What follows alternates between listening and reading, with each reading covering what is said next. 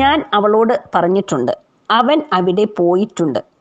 ഞങ്ങൾ അവളോട് സംസാരിച്ചിട്ടുണ്ട്. അവൾ ആ കാര്യം ചെയ്തിട്ടുണ്ട്. ഇങ്ങനെ പോയിട്ടുണ്ട്, സംസാരിച്ചിട്ടുണ്ട്, പറഞ്ഞിട്ടുണ്ട്, ചെയ്തിട്ടുണ്ട്, കളിച്ചിട്ടുണ്ട്, ഉണ്ട് എന്ന അർത്ഥം വരുന്ന സെൻറ്റൻസുകൾ എങ്ങനെ പറയാം എന്നതാണ് ഇന്ന് നമ്മൾ പഠിക്കാൻ പോകുന്നത്. ഹായ് ഫ്രണ്ട്സ്, ഞാൻ അജിത ശിവറാം. എല്ലാവർക്കും അജിത സിമ്പിൾ ഇംഗ്ലീഷിലേക്ക് സ്വാഗതം. എങ്ങനെ വളരെ ലളിതമായി ഇംഗ്ലീഷ് സംസാരിക്കാൻ പഠിക്കാം എന്നുള്ളതാണ് എൻ്റെ ക്ലാസ്സുകളിലൂടെ ഞാൻ നിങ്ങൾക്ക് പറഞ്ഞു തരാൻ ആഗ്രഹിക്കുന്നത്. If you are ready, let's get started. ഞാൻ പോയിട്ടുണ്ട് എന്നെങ്ങനെ നമ്മൾ ഇംഗ്ലീഷിൽ പറയും? ഞാൻ, ഐ.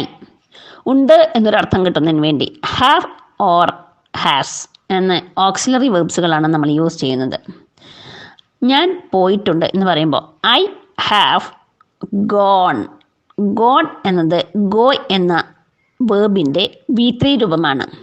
അപ്പോൾ V3 രൂപം എന്താണെന്നുള്ളത് ഞാൻ നിങ്ങൾക്ക് പിന്നീട് പറഞ്ഞു തരാം. ഇപ്പോൾ നമുക്ക് സെൻറ്റൻസസ് എങ്ങനെ പറയാമെന്ന് നോക്കാം. ഇനി നീ പോയിട്ടുണ്ട് എങ്ങനെ പറയാം? You have gone. ഞങ്ങൾ പോയിട്ടുണ്ട്, വി ഹാവ് ഗോൺ.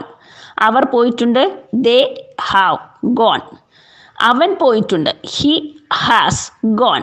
അവൾ പോയിട്ടുണ്ട്, ഷീ ഹാസ് ഗോൺ. ഇവിടെ ഒരേ സെൻറ്റൻസുകളാണ് തന്നിരിക്കുന്നത് അല്ലേ? എന്നാൽ സബ്ജക്റ്റുകളിൽ മാറ്റം വന്നിട്ടുണ്ട്. സബ്ജക്റ്റുകൾ മാറുന്നതിനനുസരിച്ച് ഓക്സിലറി വേർബ്സുകളിലും മാറ്റം വന്നിട്ടുണ്ട്.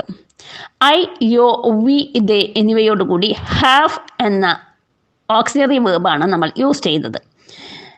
എന്നാൽ ഹി, ഷീ, ഇറ്റ് എന്നിവയോടുകൂടി ഹാസ് എന്നതാണ് യൂസ് ചെയ്യേണ്ടത്. ഓക്കെ, ഇനി വേർബിൻ്റെ V3 രൂപം എന്താണെന്ന് നമുക്ക് നോക്കാം. വേർബിന് പ്രധാനമായും 3 ഫോംസുകളാണ് ഉള്ളത്. 3 അല്ല, അതിൽ കൂടുതൽ ഫോംസുകളുണ്ട് എങ്കിലും 3 ഫോംസുകളാണ് നമ്മൾ പ്രധാനമായും പഠിക്കുന്നത്. V1, V2, V3. V1 എന്നാൽ base form, V2 past tense, V3 past participle. Example, കാണുക എന്നതൊരു വേർബാണ് അല്ലേ? അതിനെന്താണ് ഇംഗ്ലീഷിൽ പറയുന്നത്? സി എന്നത് ബേസ് ഫോമാണ്. ഓക്കെ, ഇനി സിയുടെ പാസ്റ്റ് ഫോം ഏതാണ്? So. Okay, then past participle അഥവാ V3 എന്ന് പറയുന്നത് സീൻ എന്നതാണ്. അപ്പോൾ കാണുക എന്നതിൻ്റെ ബേസ് ഫോം സി, സോ എന്നത് V2 ഫോം, സീൻ എന്നത് V3 ഫോം. മനസ്സിലായല്ലോ? ഇനി നമുക്ക് ഇങ്ങനെ കുറച്ച് വേർഡ്സുകൾ നോക്കാം. Play V1, played V2, played V3. Stay V1, stayed V2, stayed V3. Go V1, went V2, gone V3. Come V1, came V2, come V3. അപ്പോൾ കുറച്ച് വേർബുകളുടെ V3 ഫോമാണ് ഞാൻ നിങ്ങൾക്കിവിടെ പറഞ്ഞു തന്നത്. റെഗുലർ വേർബ്സുകളാവുമ്പോൾ അവയുടെ V3 ഫോം കണ്ടുപിടിക്കാൻ വളരെ ഈസിയാണ്. ED, IED എന്നിവ ചേർത്താൽ മതി വേർബിനോട് കൂടെ. എന്നാൽ ഇറഗുലർ വേർബ്സുകളാവുമ്പോൾ, അതായത് ഗോ, വെൻറ്റ്, ഗോൺ ഞാൻ പറഞ്ഞല്ലോ, ഇത്തരം വേർബുകളിൽ നിങ്ങൾ V3 ഫോം കാണാതെ പഠിക്കേണ്ടത് അത്യാവശ്യമാണ്. അപ്പോൾ നമ്മളിപ്പോൾ പഠിച്ചുകൊണ്ടിരിക്കുന്നത് പ്രസൻറ്റ് പെർഫെക്റ്റ് ടെൻസ് ആണ് കേട്ടോ. പ്രസൻറ്റ് പെർഫെക്റ്റ് ടെൻസിൻ്റെ structure subject plus has or have plus V3 form of the verb. Present perfect tense സാധാരണ യൂസ് ചെയ്യുന്നത് തൊട്ട് മുന്നേ നടന്ന ഒരു കാര്യം പറയുന്നതിന് വേണ്ടിയും, അതുപോലെ റീസെൻ്റായിട്ട് നടന്ന ഒരു കാര്യത്തിൻ്റെ ഫലം ഇപ്പോഴും നിലനിൽക്കുന്നുവെങ്കിൽ അങ്ങനെയുള്ള സാഹചര്യങ്ങളിൽ നമുക്ക് പ്രസൻറ്റ് പെർഫെക്റ്റ് ടെൻസ് യൂസ് ചെയ്യാം. അതുപോലെ സമയം പറയാതെ ചില കാര്യങ്ങൾ നമ്മൾ സംസാരിക്കാറുണ്ട്. അത്തരം സന്ദർഭങ്ങളിലും നമുക്ക് ഇങ്ങനെയുള്ള ടെൻസുകൾ യൂസ് ചെയ്യാവുന്നതാണ്. പ്രസൻറ്റ് പെർഫെക്റ്റ് ടെൻസിനെ കുറിച്ച് കൂടുതൽ കാര്യങ്ങൾ ഞാൻ മറ്റൊരു ക്ലാസ്സിൽ നിങ്ങൾക്ക് പറഞ്ഞു തരാം. ഓക്കെ, ഇനി നമുക്ക് കുറച്ച് സെൻറ്റൻസുകൾ കൂടി നോക്കാം, അവ എങ്ങനെ ഇംഗ്ലീഷിൽ പറയാമെന്നുള്ളത്.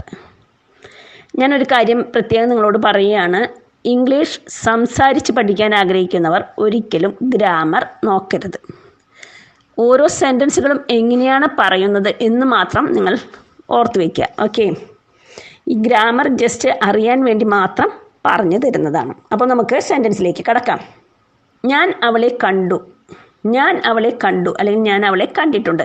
ഈ 2 സാഹചര്യങ്ങളിൽ നമുക്ക് പ്രസൻറ്റ് പെർഫെക്റ്റ് ടെൻസ് യൂസ് ചെയ്യാവുന്നതാണ്.